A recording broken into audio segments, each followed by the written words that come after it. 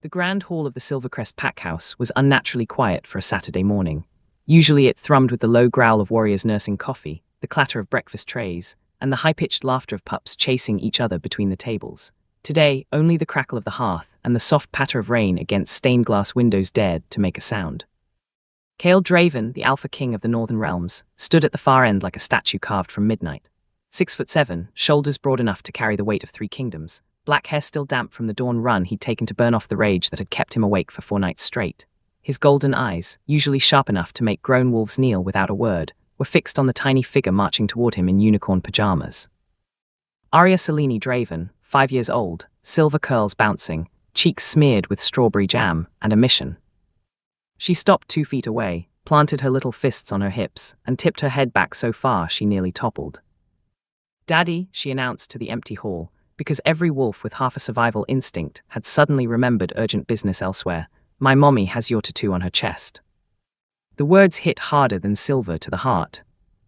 Cale's knees buckled. He caught himself on the edge of the long oak table, claws gouging the wood he himself had carved centuries ago. The sound echoed like gunshots. Arya, unbothered by the seismic shift in the room, kept going. "It's the same one you have, see." She yanked up the sleeve of her pajama top and pointed proudly at the inside of her own tiny forearm where, sure enough, the first faint lines of the royal crest were already beginning to show, the mark that appeared on every Draven child the moment they turned 5. "But mommy's is bigger, and it's right here." She slapped both hands over her own flat chest with the unself-conscious drama only a kindergartner could muster. "She said it's a secret, but secrets are dumb, so I'm telling you." Cale couldn't breathe. 5 years.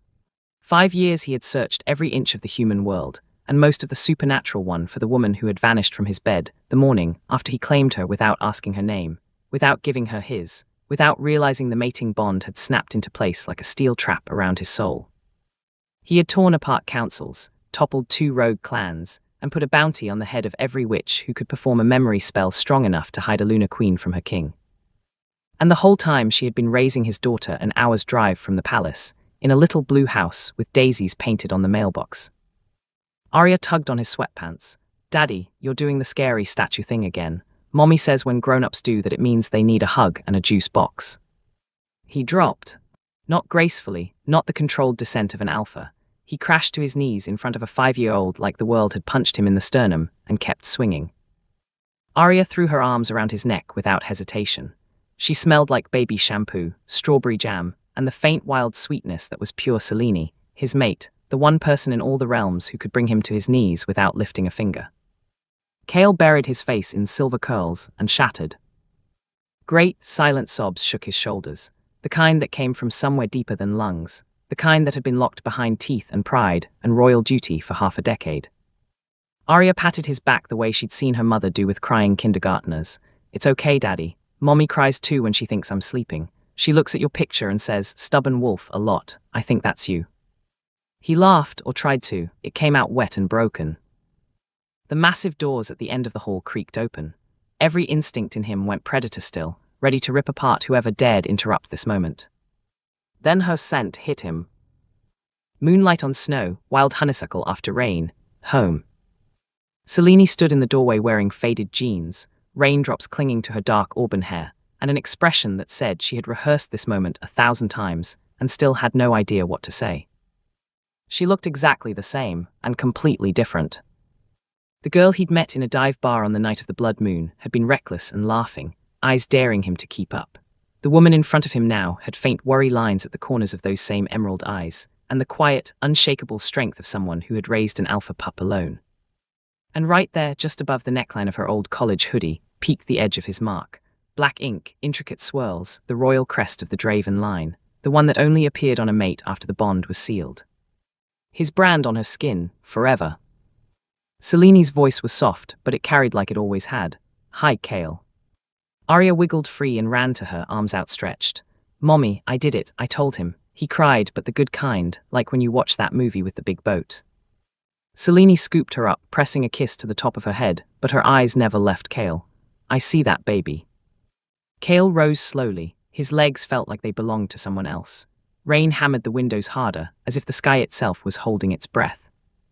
He took one step, then another, until he stood close enough to see the faint shimmer of tears she refused to let fall. You kept her from me, he said. The words should have been an accusation, they came out reverent. I kept her safe from you, Selene corrected gently. There's a difference. Another step, he could feel the bond roaring between them, 5 years of separation only making it hungrier. You wiped your name from my mind, he whispered. You let me think I'd lost my mind, that I'd dreamed you. I let you think you were free, her voice cracked on the last word. Arya, sensing the grown-up tension the way only children can, wriggled down and announced, I'm going to go find Uncle Cass and tell him Daddy, here so he can stop growling at the mailman. She scampered off, unicorn slippers slapping against marble. The doors boomed, shut behind her. Silence stretched, thick and electric. Cale reached out slow enough that she could stop him. She didn't. His fingertips brushed the mark on her chest, right over her heart. The skin there was warm. The bond flared so brightly he saw stars. Selene's breath hitched. I never took it off, not once, even when I hated you. I never stopped looking, he said roughly. Every day, every night, I tore the world apart trying to find the woman who smelled like moonlight and laughed like sin and left me bleeding on a hotel floor. I was 23, Cale, human, you were. She gestured helplessly at the hall, the throne at the far end, the portraits of a dozen alpha kings glaring down at them. You were a legend, and I woke up with your mark burning on my skin and a positive pregnancy test 3 weeks later. I was terrified. He cupped her face, thumbs stroking away the tears she still wouldn't let fall. You should have come to me. I did, she said simply, today. Something in his chest caved in all over again. He kissed her like a drowning man, finally breaking the surface. It wasn't gentle. 5 years of grief and rage and desperate, aching love poured into it. Selene made a soft, broken sound and kissed him back just as fiercely, fingers twisting in his hair hard enough to hurt.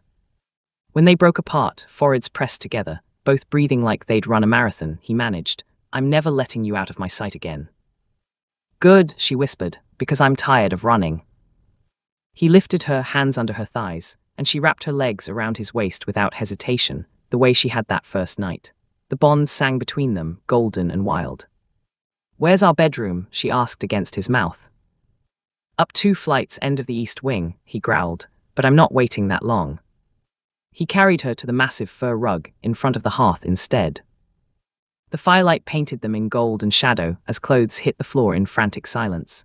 Every touch was a question, every kiss an apology and a promise. When he finally sank into her, they both cried out at the sheer rightness of it. The bond locked into place like it had never been broken, brighter and stronger for the years it had been starved. Selene arched beneath him, nails raking down his back, marking him the way he'd marked her all those years ago. I love you, she gasped. I never stopped, not for 1 second.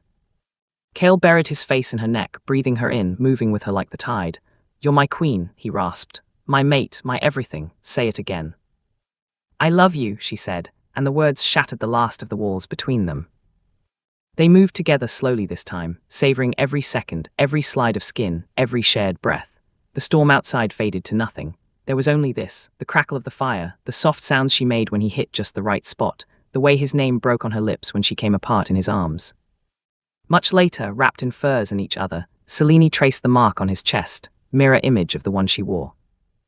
Arya's voice echoed faintly down the hall, singing the cleanup song from Daniel Tiger at the top of her lungs. Cale pressed a kiss to Selene's mark, then to her lips, soft and reverent. Marry me, tomorrow, in front of the whole kingdom. Let me put the crown on your head where it was always meant to be. Selene smiled, slow and wicked, and full of every promise they'd lost and found again. Only if I get to ride in on your motorcycle, she said, and Arya gets to be flower girl in her unicorn pajamas. He laughed, the sound echoing off ancient stone, free and wild, and happy for the first time in 5 years. Dale, mate. Outside, the rain stopped. Sunlight broke through the clouds and painted rainbows across the stained glass. Inside, the Alpha King held his queen and their daughter close, and the Silvercrest packhouse finally felt like home. The entire Northern Realm lost its collective mind at 9:17 a.m. the next morning. Word had spread through the pack bond like wildfire on gasoline. The Alpha King was getting married at noon, the missing Lunar Queen had been found, and the ceremony was happening on the front lawn because the throne room is stuffy and Arya wants to dig for worms after. By 9:45, wolves were sprinting across borders in shifted form just to get a glimpse. By 10:15, the palace staff had given up trying to enforce any kind of dress code. By 10:30, Cashin Kale's beater, best friend, and the wolf who had personally threatened to castrate him if he ever hurt Selene again, was openly weeping into a bottle of 200-year-old scotch, while attempting to tie a bow tie on a 5-year-old who kept turning it into a jump rope. And Selene. Selene was late. On purpose. She stood in the detached garage behind the pack house, helmet under one arm, staring at the matte black Harley Davidson that had been sitting under tarp for 5 years, 3 months and 12 days.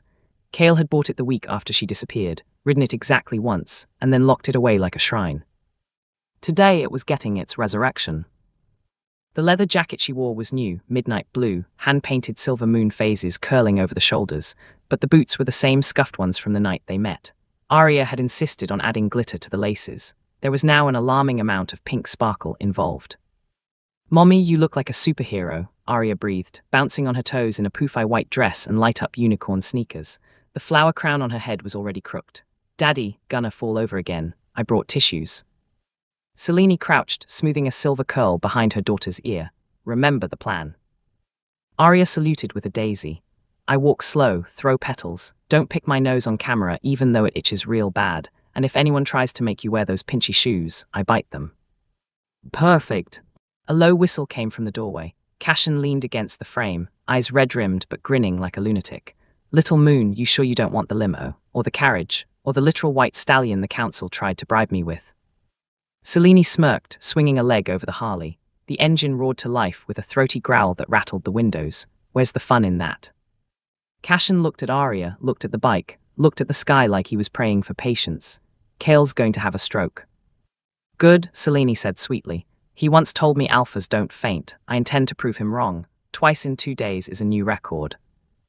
Arya scrambled up behind her, little arms wrapping tight around Selene's waist. "Let's make Daddy cry happy tears again."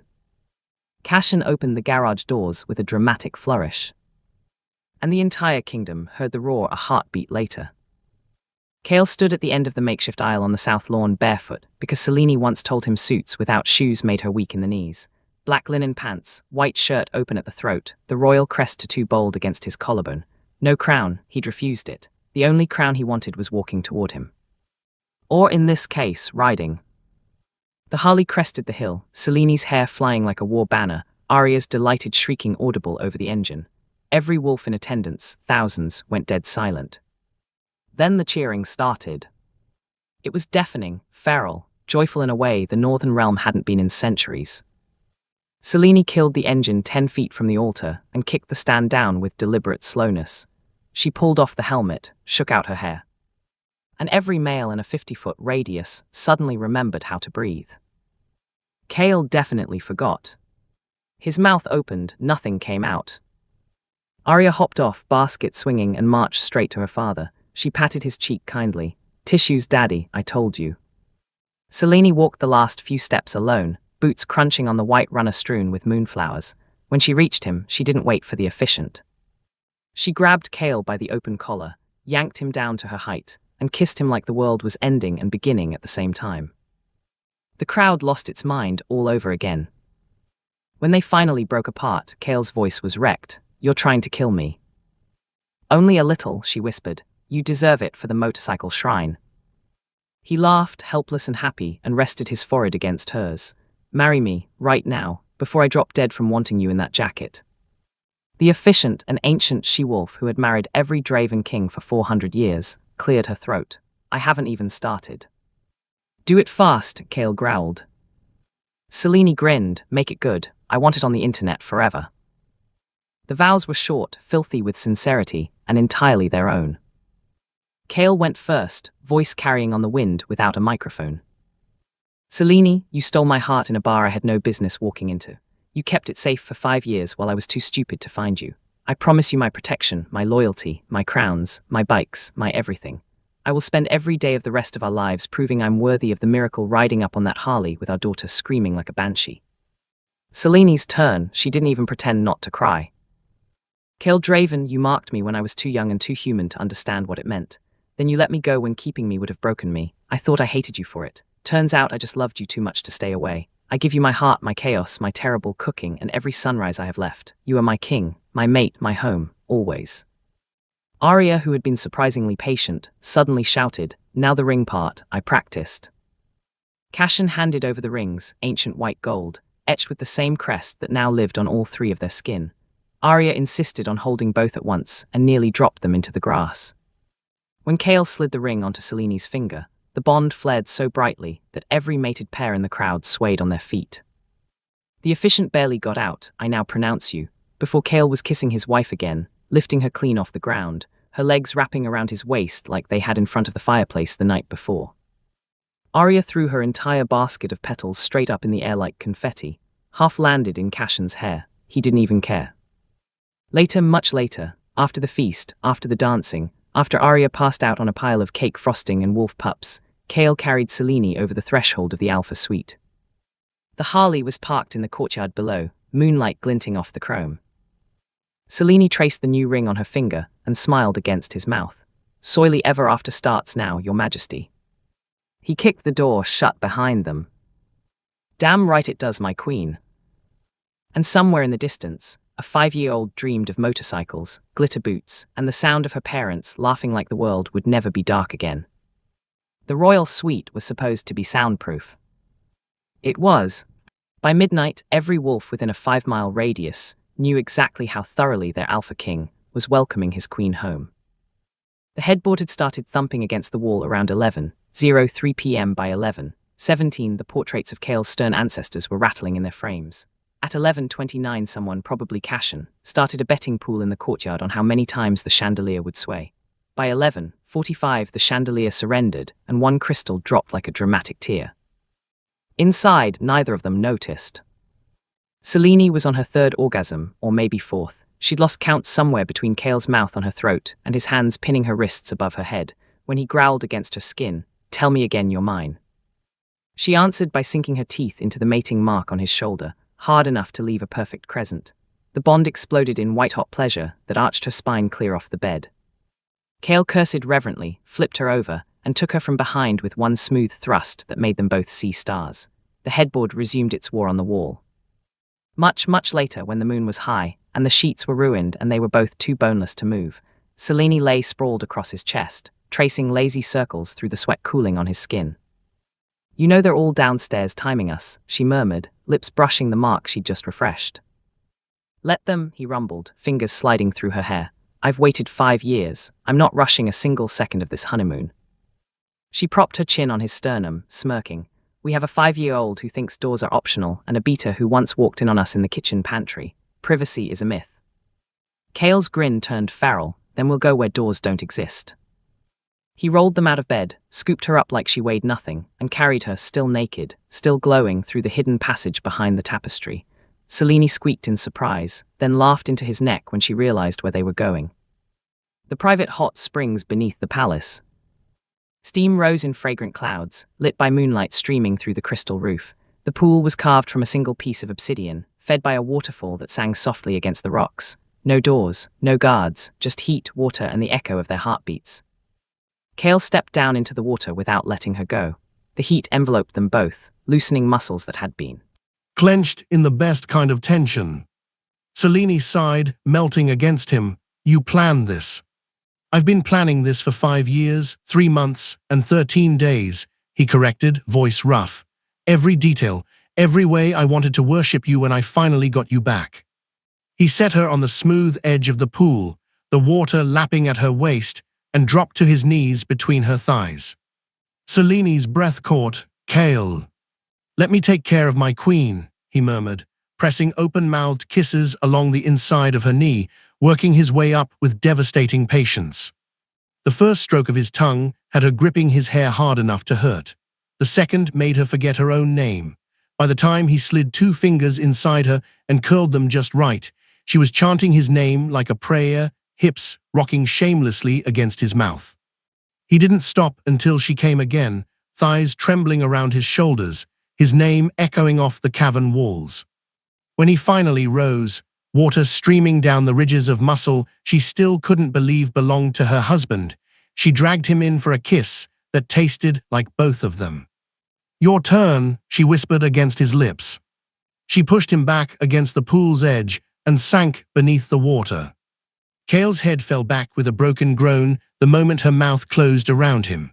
The heat, the silk of the water, the wicked skill of her tongue. He lasted embarrassingly little time before hauling her up and spinning her around, bending her over the smooth rock ledge. They came together with the waterfall roaring beside them, her back arched, his hand fisted in her wet hair, the bond singing so loudly it drowned out everything else. After they floated in the steaming water, limbs tangled, hearts slowing to the same rhythm. Selene traced the scar on his ribs, one she'd memorized years ago in a single frantic night. "We have to go back eventually," she said softly. "Arya's probably convinced Cashen to let her have ice cream for breakfast." Kale nipped her ear. "Cashen is terrified of you now. He'll give her anything she wants." "Good, she deserves a pony." She already asked for a motorcycle. Selene laughed, the sound bouncing off crystal and stone. "That's my girl." Kale turned serious, cupping her face. "I meant what I said in the vows, Selene. Every sunrise, every storm, I'm yours. The crown, the throne, the pack, none of it matters if you're not beside me." Her eyes softened. She kissed him slow and deep, pouring 5 years of love and longing into it. "I know," she whispered. "I'm here, I'm not leaving again, not ever." He held her like she was the only real thing in his world, because she was. Above them, dawn crept pink and gold across the crystal ceiling. Somewhere far above, a 5-year-old was probably riding a very nervous beater like a pony while demanding chocolate pancakes shaped like wolves. Down here, the Alpha King and his queen stayed wrapped in steam and each other, stealing a few more hours before the kingdom demanded them back. The honeymoon, after all, had only just begun. The summons came at 6:03 a.m. on a Tuesday, 3 days after the wedding. While Kale was still buried so deep inside his wife that neither of them had bothered to check whose heartbeat was whose for the last 45 minutes. Selene was on top, thighs trembling, nails carving fresh crescents into his chest, lips parted on a silent scream as the 5th or 6th they'd stopped counting wave crashed over her. Kale's hands were welded to her hips, getting her in that perfect, punishing rhythm that made the bond sing like a struck bell. That was when the knock came. Not a polite knock. Not even a respectful one.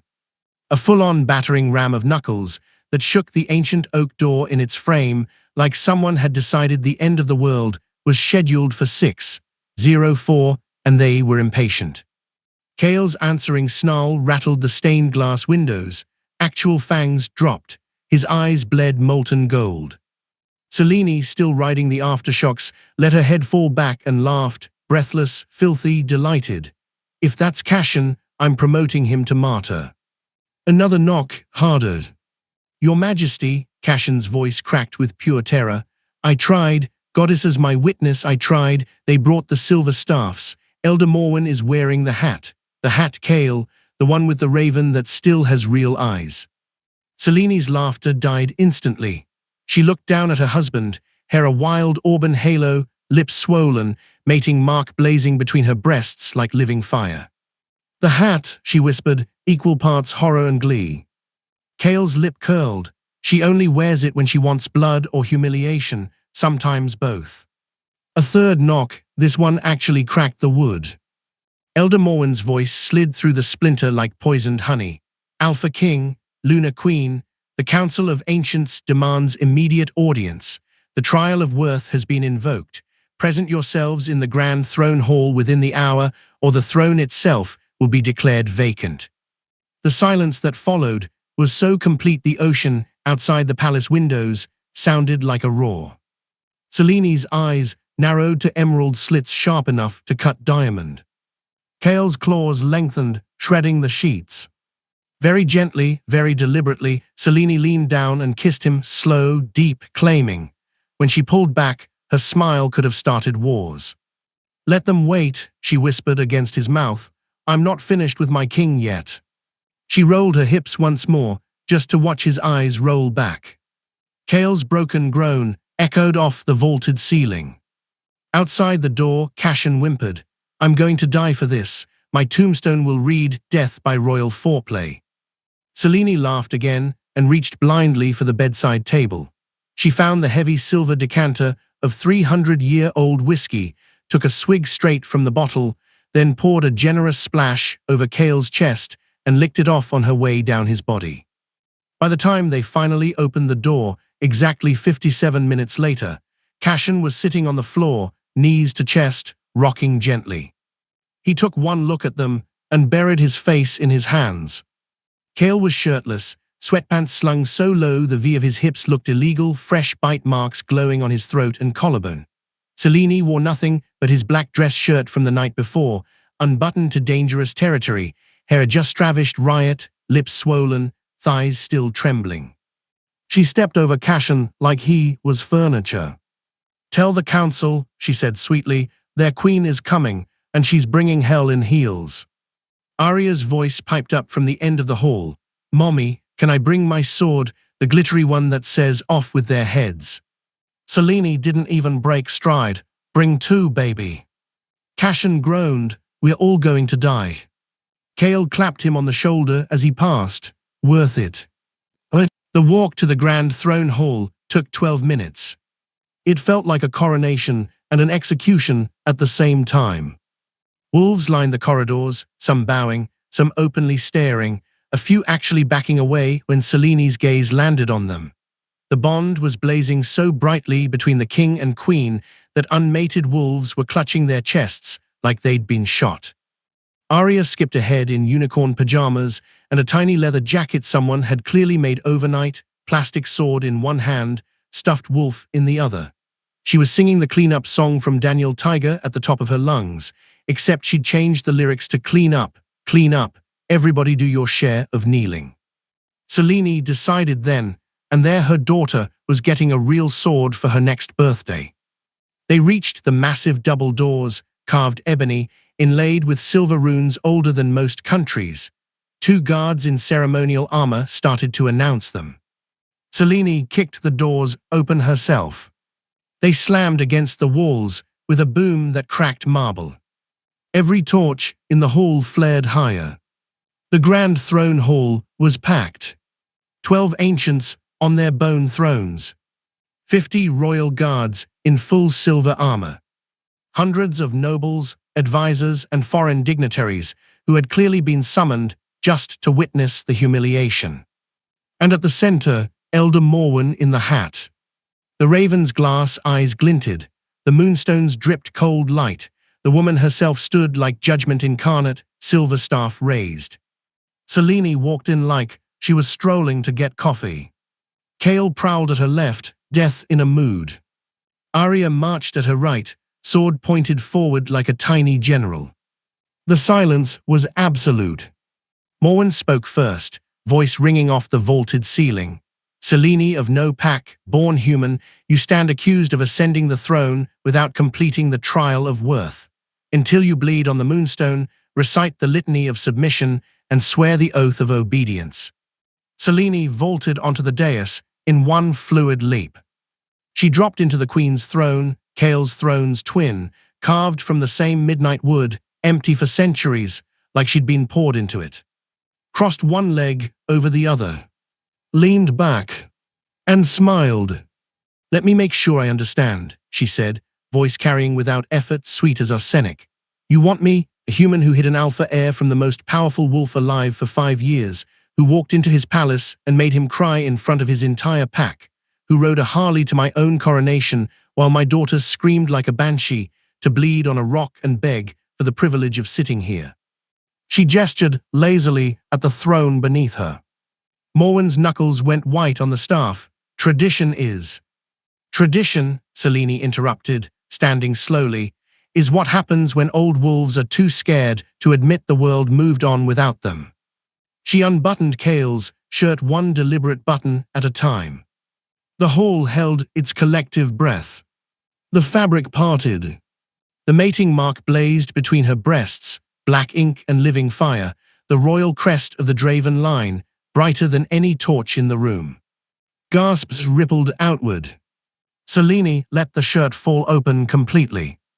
"This appeared the night I let your king claim me in a hotel bar because I wanted him so badly I couldn't breathe. Not because some prophecy told me to.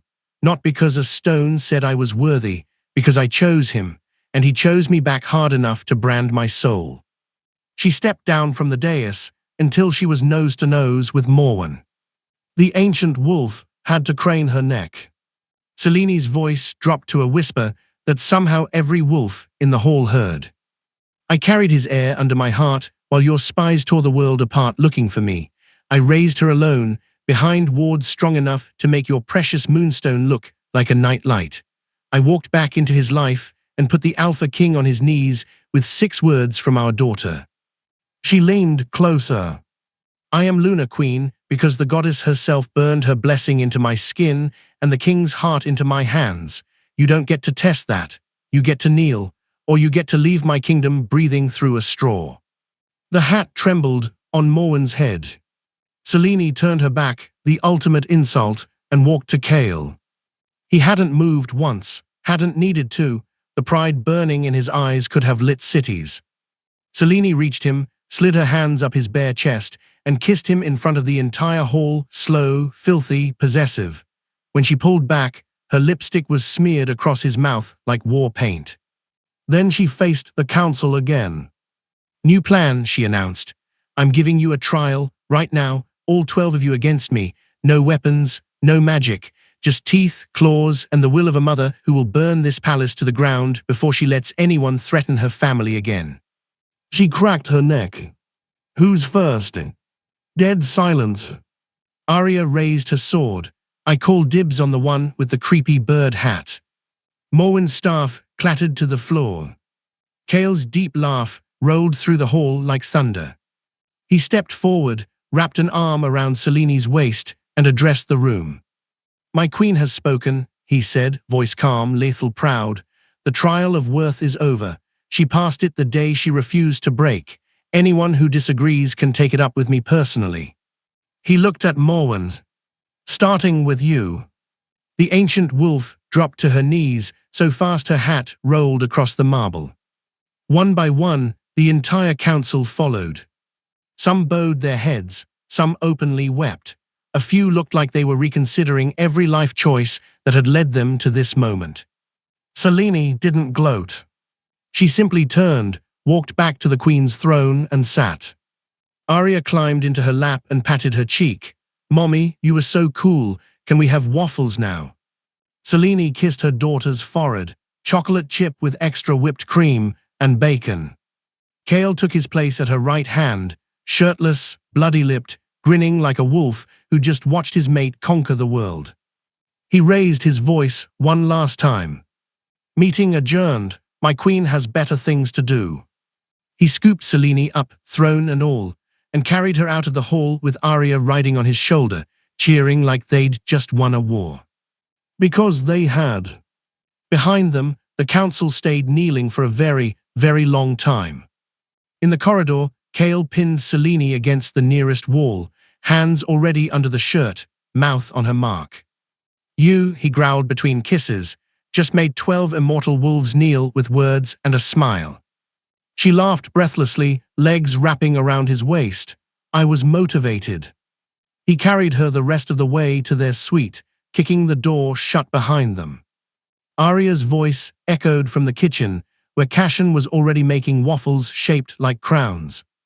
Uncle Cass, Mommy made the scary ladies cry. Does that mean extra syrup? Kale dropped Selene onto the bed, following her down, eyes blazing. 5 years, he said, voice rough with wonder. 5 years I searched for you, and you just walked in and rewrote eternity in one morning. Selene pulled him closer, fingers tangled in his hair. I told you, she whispered. I was always coming home, I just needed to make an entrance. He kissed her like the world was ending and beginning all over again. Much, much later, after waffles, after Arya passed out surrounded by stuffed animals and chocolate smears, after the palace finally stopped buzzing with the news that the human queen had broken the council without lifting a finger, Selene lay tangled in silk sheets and her husband's arms. Moonlight spilled through the windows, painting them silver. She traced the fresh bite marks on his shoulder and smiled. Think they'll try again? She asked softly. Kale's answering grin was all predator. Let them come, he said. I've got a queen who makes eternity kneel, a daughter who wants a real sword, and 5 years of making up to do. He rolled her beneath him, hands already mapping every inch of skin like he was memorizing holy ground. Starting now. Selene arched into him, laughing and gasping and utterly, perfectly home. Outside, the palace bells rang, not in alarm, but in celebration. Inside, the Alpha King worshipped his queen until the sun rose twice. And the realm learned a new truth that day. Some crowns are worn on the head. Some are forged in fire and refusal to yield. And some, just some, are carried in the heart of a woman who rode in on a Harley, made a king cry, and taught an entire kingdom how to kneel to love. The invitation arrived on black parchment sealed with crimson wax. It smelled like old blood and older grudges. The Southern Coalition requested the honor of the Alpha King and his lunar queen at the Blood Moon Ball. Translation: come prove you're not the weak link everyone still whispers about, or we'll declare open season on your throne. Kale burned the first copy. Selene framed the second one on the bedroom wall, with a dagger through the center. Arya added glitter stickers. 3 weeks later, the entire Northern Realm convoy rolled south in a fleet of matte black SUVs and one very loud Harley with a sidecar that Arya refused to get out of. Selene rode in the lead vehicle with Kale, one hand on the wheel, the other resting on his thigh in a way that made him seriously consider pulling over every 5 miles. She wore a silk robe the color of midnight, hair in loose waves, lips blood red. Under the robe, that was the surprise. The southern palace was carved into a crimson cliff above an obsidian sea. Torches of blue fire lined the entrance. Every alpha, lunar, and rogue prince in the hemisphere was already there, circling like sharks. The moment Kale stepped out, the crowd parted. He wore all black, tailored suit cut close enough to remind everyone he could shift and shred it in seconds. No crown, he didn't need one, power rolled off him in waves. Then Selene stepped out beside him. The robe slid from her shoulders and pooled at her feet like liquid night. The dress underneath was a weapon. Crimson silk so dark it looked wet, cut on the bias so it moved like a second skin. Neckline plunging to dangerous territory, back completely open to the base of her spine. A thigh-high slit revealed the mating mark branded high on her left leg, the one that had only ever been seen by Kale and one very confused pediatrician. The royal crest was embroidered in black diamonds across her ribs, visible with every breath. She looked like sin poured into silk and set on fire. Every male in 100 yards forgot how to speak. Every female either wanted to be her or burn the dress out of jealousy. Kale's reaction was more visceral. He went predator still, eyes bleeding gold, claws pricking his palms. Selene leaned in, lips brushing his ear. Breathe, husband, you rip this dress off me here and we'll start an international incident. He growled so low only she could hear. You're not wearing anything under that. Correct, she purred. Try not to kill anyone before dessert. Arya, in a miniature version of the dress, but with glitter tulle and light-up shoes, skipped between them holding both their hands. Mommy, you look like a vampire queen. Can we get fangs? The crowd finally remembered how to move. Cameras flashed. Whispers turned into a roar. They walked the gauntlet like they owned the night, because they did. Inside the grand ballroom, chandeliers dripped blood rubies. 1,000 wolves in formal wear pretended they weren't staring. The Southern Alpha, Victor Kane, tall, blonde, and smug as sin, approached with a smile that didn't reach his eyes. Kale, he greeted, then turned to Selene with deliberate slowness. And the famous human Luna, the stories don't do you justice. His gaze lingered on the mark peeking above the neckline. Kale's hand settled on the small of Selene's bare back, fingers splayed possessively. Selene smiled like a woman who'd already won. Victor, still compensating with tall ceilings, I see. A ripple of shocked laughter swept the room. Victor's smile thinned. The Blood Moon Ball has traditions. The Luna must dance the Crimson Waltz with every unmated alpha present. to prove she belongs to none but her king. Kale went terrifyingly calm. Touch my wife and lose the hand. Selene placed a gentle hand on his chest. It's all right, love. Tradition is important.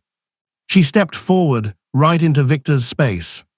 I'll dance, she said softly, but on my terms. Music swelled, dark, pulsing, ancient.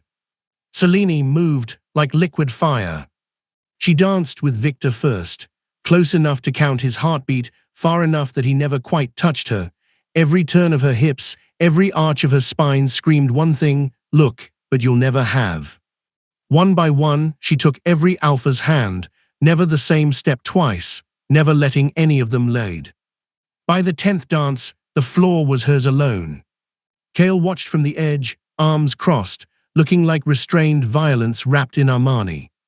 When the last alpha stepped back, panting, dazed, utterly ruined, Selene crooked a finger at her husband. The music shifted without being asked, slower, deeper, a song that felt like sex and promises. Kale crossed the floor in 3 strides. He pulled her in so close there was no space for moonlight between them, one hand low on her bare back, the other tangled in her hair. They didn't dance so much as move together, predator and prey, king and queen, 2 halves of the same storm. When the final note hit, Kale dipped her so low her hair brushed the floor, and kissed her like he was claiming her all over again in front of every wolf who'd ever doubted. The ballroom erupted. Victor looked like he'd swallowed glass. Aria, perched on Cashin's shoulders, yelled, "That's my mommy," at the top of her lungs. Later, much later, when the ball dissolved into chaos and half, the Southern Pack was trying to pledge loyalty to a human queen who just danced circles around their traditions.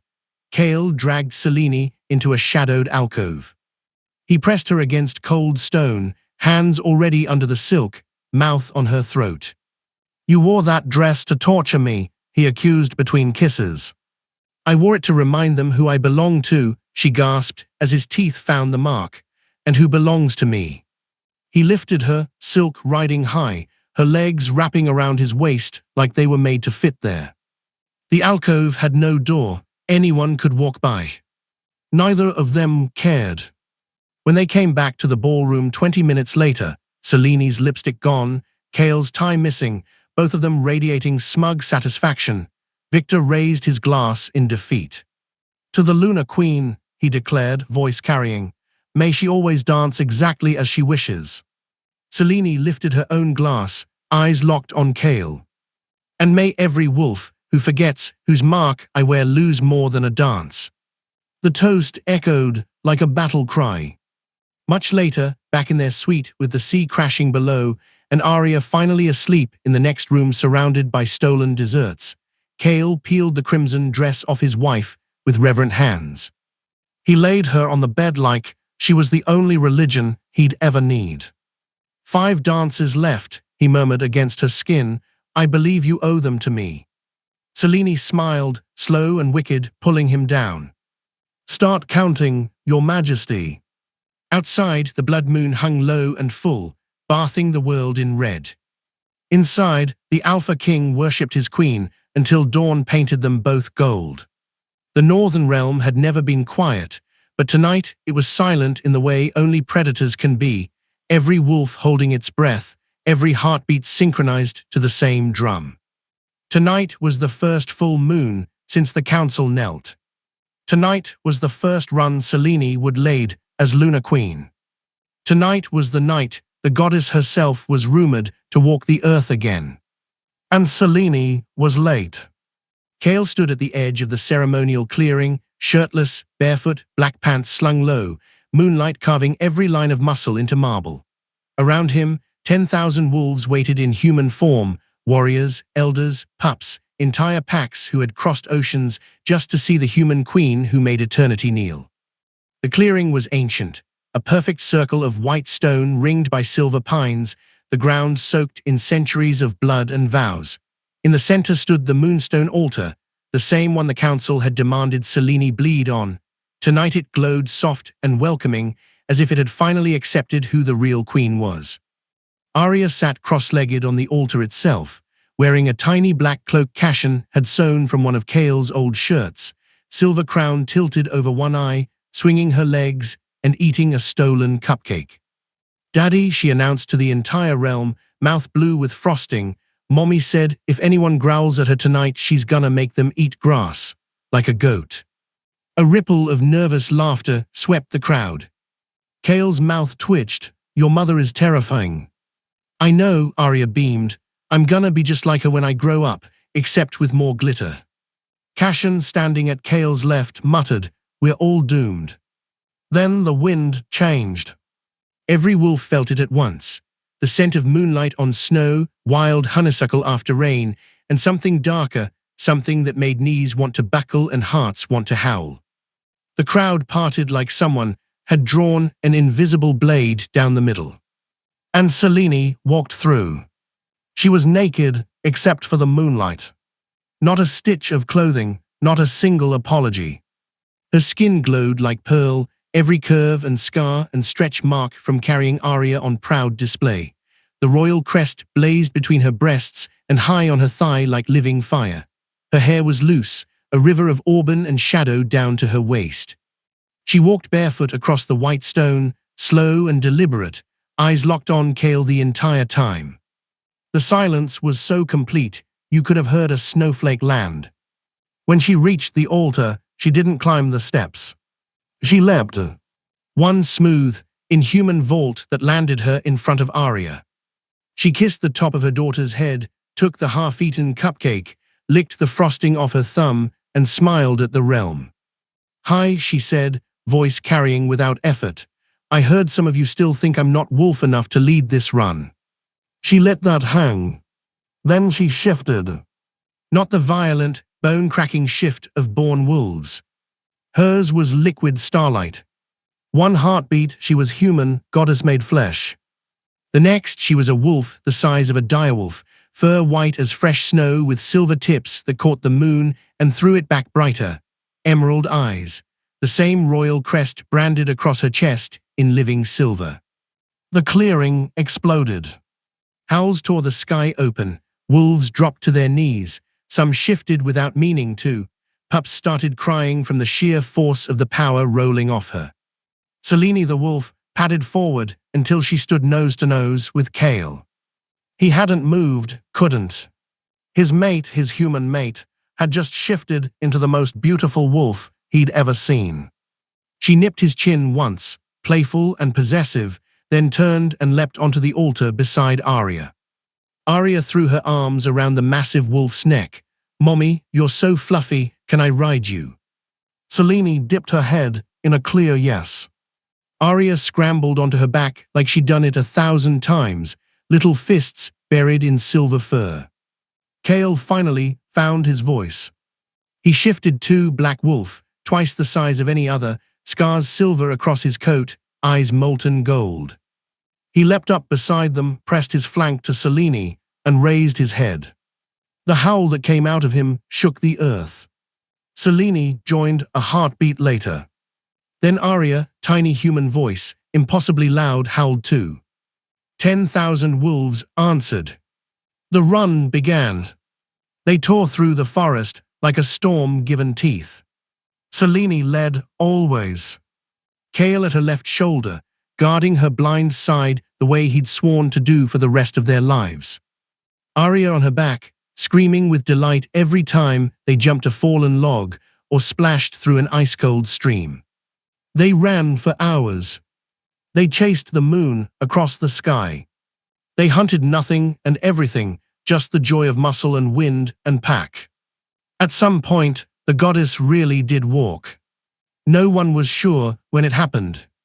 One moment, the moon was simply bright. The next, a woman stood in the center of a clearing none of them remembered entering.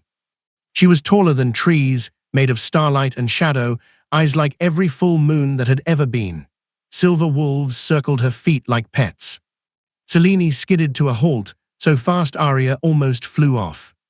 Kale shifted mid-leap, landing human and snarling, placing himself between his mate and the goddess. The goddess smiled. It was gentle and ancient and utterly terrifying. Little human who refused to kneel, she said, voice like wind through 1,000 cathedrals. You have done well. Selene shifted back too, standing naked and fearless, Arya clinging to her leg. I didn't do it for you, Selene said. The goddess laughed and the stars flickered. I know, that is why I came. She stepped forward one step, and suddenly she was normal-sized, close enough to touch. She reached out and brushed a finger across the mating mark on Selene's chest. It flared so brightly, everyone had to look away. You were never human, the goddess whispered. Not truly, you were mine, waiting for the right wolf to wake you. Selene's knees buckled. Kale caught her before she hit the ground. The goddess looked at Arya next. And you, little Stormborn, you will outshine every legend ever told. She touched Arya's forehead. Silver light poured into the child. Arya's eyes went wide. Then she yawned, curled up against Selene's leg, and fell asleep standing up. The goddess turned to Kale last. You kept your promise, she said softly. You found her, you knelt. You loved her fierce enough to break the world open. Kale's voice was wrecked. I would burn it down again, for both of them. I know. The goddess stepped back. The clearing began to fade. Her final words lingered like frost. Run, my children, run until the stars fall. The moon is yours tonight. Then she was gone. And the run became legend. They ran until dawn painted the sky rose and gold. They ran until every wolf in the realm was hoarse from howling. They ran until Selene, human again, laughing, crying, alive, collapsed into Kale's arms in the original clearing, Arya asleep on Cassion's back 20 feet away. Kale carried her to the moonstone altar and laid her on it like an offering. Then he climbed up after her. The pack watched, breath held, hearts open. Kale kissed his queen under the dying moon, slow, reverent, devastating. When he pulled back, his voice carried to every corner of the realm. This is my Luna, he declared, born human, made wolf, chosen by the goddess herself. Any who doubt her will answer to me. Any who harm her will not live long enough to regret it. Selene sat up, hair wild, eyes blazing. And this is my king, she said, just as loud, who knelt for me, who waited for me, who loves me fierce enough to break the world open. She looked out at the sea of wolves, some crying, some shifting restlessly, all of them hers now. Run with us, she commanded. Love with us, live with us. This realm belongs to everyone who chooses pack over pride. Then she kissed Kale again, harder, hungrier. The pack howled, so loud the moon herself trembled. Much later, after the sunrise feast, after Arya woke up demanding moon pancakes, after every wolf in the realm had pledged new oaths on bended knee, Kale carried his mate and their daughter back to the palace. He didn't stop at their suite. He walked straight through the hidden passage, down ancient stairs, to the private hot springs where he'd worshipped her the night everything changed. Steam rose in fragrant clouds. Moonlight still filtered through crystal, because the moon, apparently, wasn't done with them yet. Kale set Arya on a pile of furs. She was already asleep again, thumb in mouth, silver light still glowing faintly under her skin. Then he turned to Selene. She was crying. Not sad tears. Big, overwhelming, happy tears that wouldn't stop. Kale cupped her face, thumbs brushing them away. Tell me, he whispered. I'm scared, she admitted, voice cracking. Not of the power of losing this, of waking up and it being a dream, of the goddess taking it back. Kale kissed her soft, slow, deliberate. Then let me remind you what's real. He undressed her like she was made of prayers. Laid her on the furs beside their sleeping daughter. Worshipped her with hands and mouth and whispered vows until she was sobbing his name for entirely different reasons. When he finally sank into her, the bond flared so brightly the hot springs lit up like daylight. They moved together like the tide, slow at first, then frantic, then slow again. Every thrust a promise. Every gasp a vow. Every climax a claiming.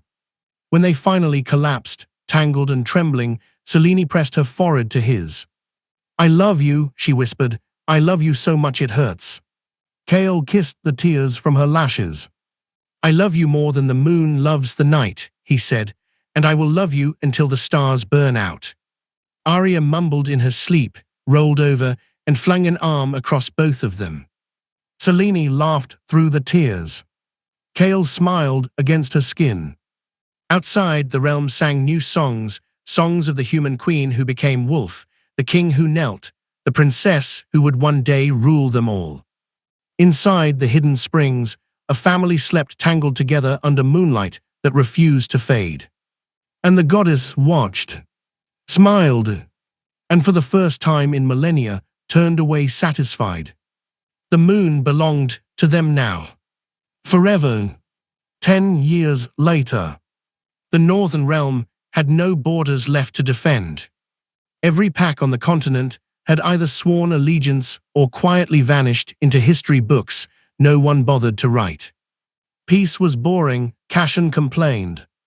Peace was perfect, Selene corrected. They stood on the highest balcony of the Silvercrest Palace at dawn, watching the realm wake up. Selene wore one of Kale's black shirts and nothing else, hair loose and wild, barefoot on cold stone. The mating mark on her chest still glowed faintly when she was happy, which was always these days. Kale stood behind her, arms wrapped around her waist, chin on her shoulder, watching the same sunrise that had painted them gold the morning after the goddess walked. Below them, the courtyard was chaos in the best way. Arya, now 15 going on 50, was teaching a pack of pups how to ride motorcycles. Her own bike was matte black with silver moon phases hand-painted down the sides, a gift from her father on her 13th birthday. She wore ripped jeans, combat boots, and a crown tilted like she couldn't decide if she was royalty or rebellion. Probably both. She was laughing so hard she nearly fell off when a 7-year-old skidded into a hay bale. Selene smiled. She's going to break someone's heart before breakfast. Kale's arms tightened. She's grounded until she's 30. You said that when she was 5 and threatened the mailman. She still has the sword. Selene turned in his arms, looped her hands behind his neck. We made it, Kale. 10 years, no wars, no councils, no one trying to test me anymore.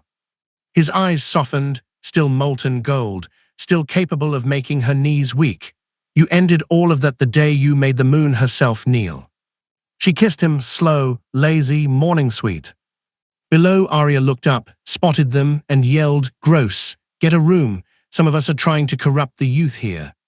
Cashin, leaning against the garage door with coffee and a long-suffering expression, raised his mug in salute. "She's your daughter." Selene flipped him off without breaking the kiss. Kale laughed into her mouth. That was when the sky cracked open. Not metaphorically. A literal tear in the fabric of the world, directly above the palace, bleeding silver and crimson light. Every wolf in the realm felt it at once. The bond went silent, then screamed. Kale shoved Selene behind him so fast she stumbled. His shift ripped through him, black wolf, massive, ancient, furious. Arya's bike roared as she gunned it across the courtyard, shifting mid-jump into a wolf the size of a horse, white and silver, eyes blazing emerald, the goddess's own signature written in her fur. She landed between her parents and the rift, hackles raised, teeth bared. Pups screamed, warriors poured from every doorway. Cashin was already barking orders. Selene stepped forward, human, barefoot, unarmed, and placed a hand on Arya's massive shoulder. "Easy, baby," she murmured. "Let mommy see." The rift widened, and something stepped through. Not the goddess. Worse, a creature made of void and starlight, taller than the palace, wings of living shadow, eyes like dying galaxies. Its voice was every nightmare ever spoken. "Selene of no pack," it intoned, "you stole what was never yours, the moon's favor, the king's heart, the child of prophecy. Return them or watch the realms burn." Kale's growl shook the mountain. Arya's answering snarl cracked stone. Selene tilted her head. "Excuse me," she said, voice calm, almost curious. "You came into my house, threatened my family on a Wednesday." She stepped past her husband and daughter. The creature leaned down, galaxies swirling in its face. "I am the void between stars," it whispered. "I was old when the goddess was young. You are nothing."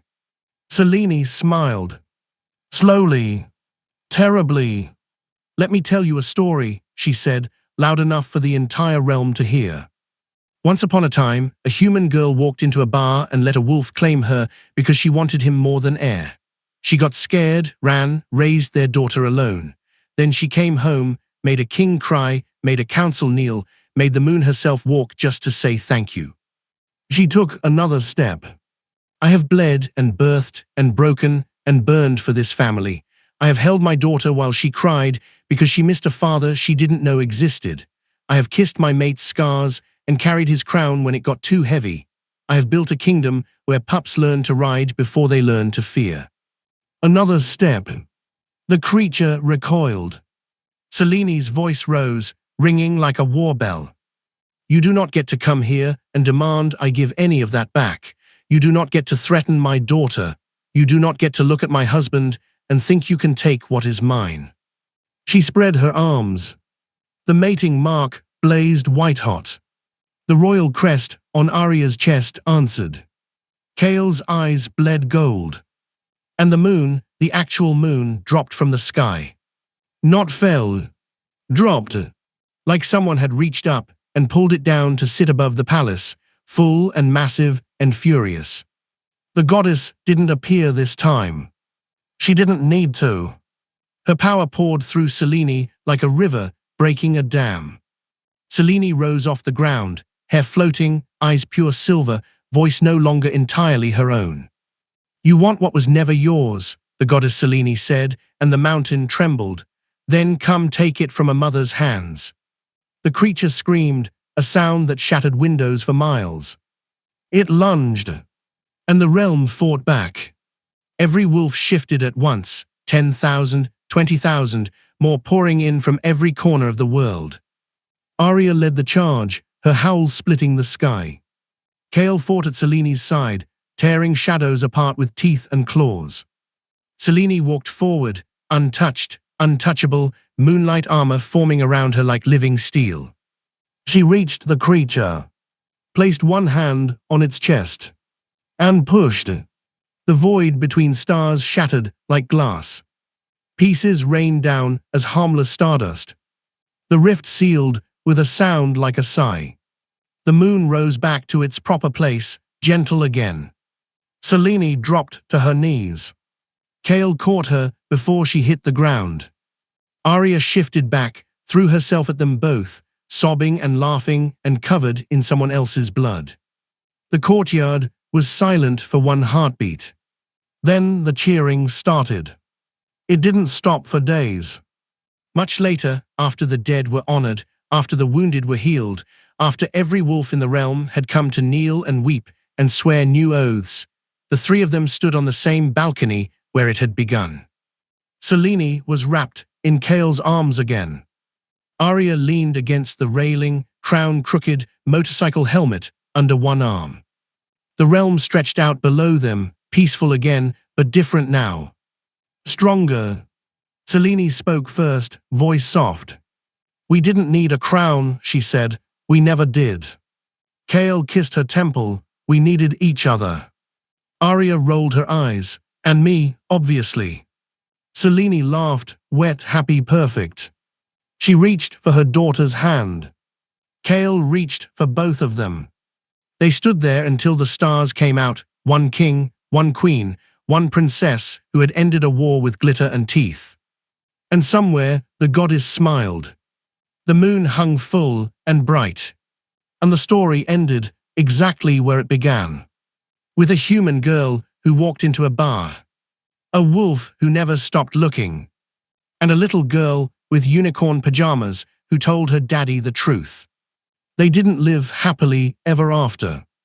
They lived loudly, fiercely, completely. They lived like the world was theirs because it was. And when the histories were written, They didn't talk about crowns or thrones or ancient rituals. They talked about a mother who made the stars kneel to protect her family. They talked about a father who would burn the world and rebuild it better for his girls. They talked about a daughter who rode motorcycles before she could spell her name and grew up to rule with kindness and glitter and teeth. They called it the reign of the queen who never bowed. And it lasted forever. Because some love stories don't end. They just become legend.